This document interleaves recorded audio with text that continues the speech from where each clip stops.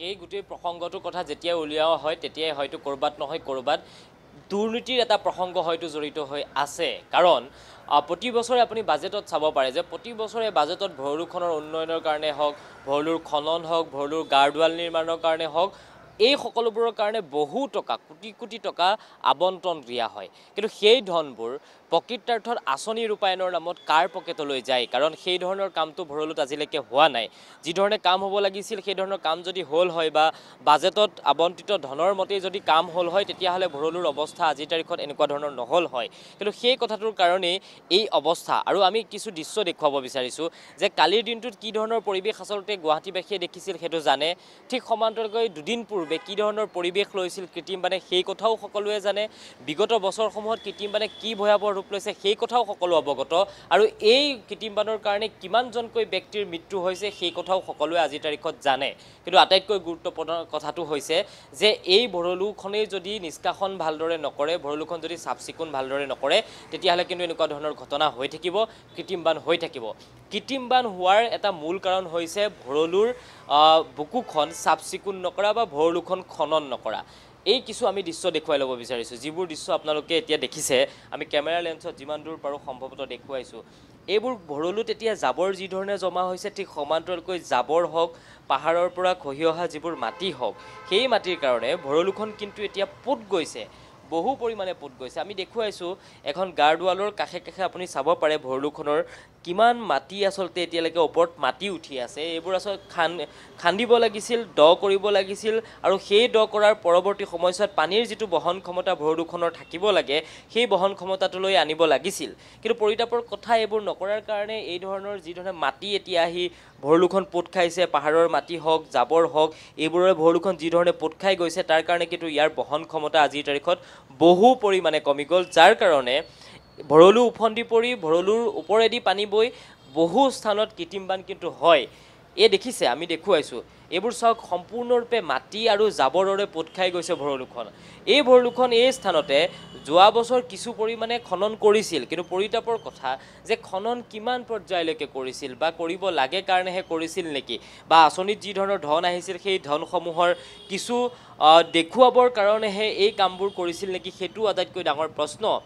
এটা ছাইড আমি দেখুৱাব বিচাৰিছোঁ এইখন হৈছে জোনালী আৰু জোনালীৰ এই যিখন ব্ৰিজৰ আপুনি কাষত দেখিব এয়া সম্পূৰ্ণ মাটি এই ভৰলুখন সম্পূৰ্ণ এতিয়া মাটিৰে পোত গৈ আছে আপুনি চাওক যিখন ভৰলুত এতিয়া পানী আহি থাকিব লাগিছিল সেই ভৰলুখনত এতিয়া মাটিৰে পোত খাই আছে আৰু এই ভৰলুখন খনন নকৰাৰ কাৰণেই কিন্তু যিবোৰ স্থানত বিশেষকৈ অনিল নগৰ হওক নবীন নগৰ হওক এই স্থান দুটা বিশেষকৈ এই স্থান দুটাত যি ধৰণৰ পানীয়ে ভয়াৱহ ৰূপ লয় সেই ৰূপ আচলতে সকলোৱে দেখিছে প্ৰতিবাৰে কালিৰ দিনটোতো সেই অঞ্চল দুটাত কি হৈছিল পানীয়ে কি ধৰণৰ ৰূপ লৈছিল সেই কথা সকলোৱে জানে গতিকে আমি আশা কৰিম যে এই যি স্থান আছে এই স্থানবোৰত আচলতে ভৰলুৰ পানী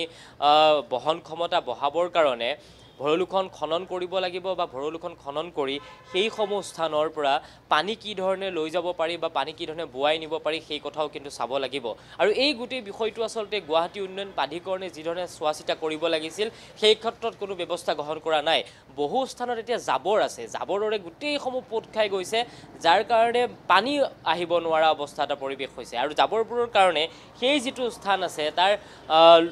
অঞ্চলৰ যিসমূহ লোক আছে তেওঁলোকৰ জনস্বাস্থ্যৰ প্ৰতিও ভাবুকি আহি পৰিছে আপুনি যদি এতিয়া চাই এই ভৰলুখনৰ যথেষ্ট দুৰ্গন্ধময় পৰিৱেশ হৈছে কাৰণ ইয়াত বোকা আৰু আৱৰ্জনা যি ধৰণে আছে যাৰ কাৰণে এতিয়া দুৰ্গন্ধময় পৰিৱেশে বিৰাজ কৰিছে আৰু ইয়াৰ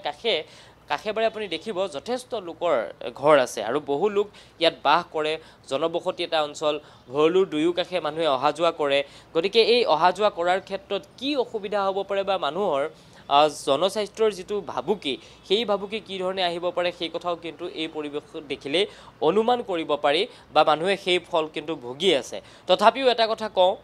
যে যিসমূহ আচলতে ধন আবণ্টন কৰা হয় বাজেটত প্ৰতি বছৰে সেই ধনসমূহৰ যদি সৎ ব্যৱহাৰ হ'ল হয় নিশ্চিতভাৱে ভৰলুখনৰ এই অৱস্থা নহ'ল হয় কাৰণ ভৰলুখন সৌন্দৰ্যবৰ্ধন কৰিব লাগে বুলি কৈ থকা হয় বিশেষকৈ এটা আমি সংগঠনৰ নাম ল'ব লাগিব ছেভ ভৰলু বুলি এটা অৰ্গেনাইজেশ্যন আছে তেওঁলোকে ভৰলুখনৰ উন্নয়নৰ কাৰণে বাৰে বাৰে মাত মাতি আহিছে তেওঁলোকে নিজাববীয়াকৈ ভৰলু চাফ চিকুণ কৰে তেওঁলোকে বিভিন্ন স্থানত চাফ চিকুণতা কৰি আহে আৰু ছেভ ভৰলু অৰ্গেনাইজেশ্যনটোৱে ভৰলুৰ উন্নয়নৰ কাৰণে কাৰণ তাত যিসমূহ ব্যক্তি ব্যক্তি জড়িত আছে তেওঁলোকে এটা সময়ত এনেকুৱা পৰ্যায় পাইছিল য'ত ভৰলুত মানুহে মাছ ধৰি মাছ খাইছিল ভৰলুত গা ধুইছিল কিন্তু সেইসমূহ ব্যক্তিয়ে আজি এই পৰিৱেশ দেখাত তেওঁলোক হতচকিত সেইকাৰণেই তেওঁলোকে বাৰে বাৰে চৰকাৰক আবেদন জনাই আহিছে তেওঁলোকে আলোচনা কৰিছে কিন্তু পৰিতাপৰ কথা সেইবোৰ সকলো আলোচনাৰ মাজত মজিয়াতেই থাকিল কাগজে পত্ৰহে থাকে কিন্তু এই প্ৰকৃতাৰ্থত যিসমূহ কাম কৰিব লাগিছিল সেইসমূহ নকৰাৰ ফলশ্ৰুতিত আজিৰ তাৰিখত মানুহে কৃত্ৰিম বানত ককবকাবলগীয়া হৈছে আৰু পৰৱৰ্তী সময়ছোৱাত বাৰিষাৰ সময় গতিকে বৰষুণ যেতিয়া যথেষ্ট হ'ব তেতিয়া কিন্তু ভৰলুৰ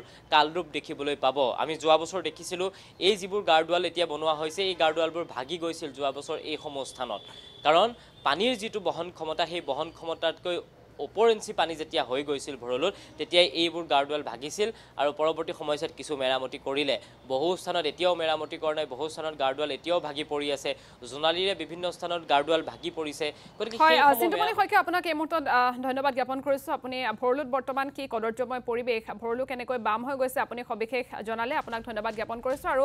ভৰলুৰ এই ৰূপ দেখাৰ পাছত দৰ্শকসকল নিশ্চয় এতিয়া নিশ্চিত হৈছে কালিৰ যিটো পৰিৱেশ সৃষ্টি হ'ল গুৱাহাটীত এজাক মুখলধাৰ বৰষুণৰ পাছতেই পৰৱৰ্তী যিজাক বৰষুণ আহিব সেই বৰষুণ জাকতো যে গুৱাহাটী মহানগৰবাসীয়ে কৃত্ৰিম বানত ককবকাব লাগিব সেই কথা ধৰক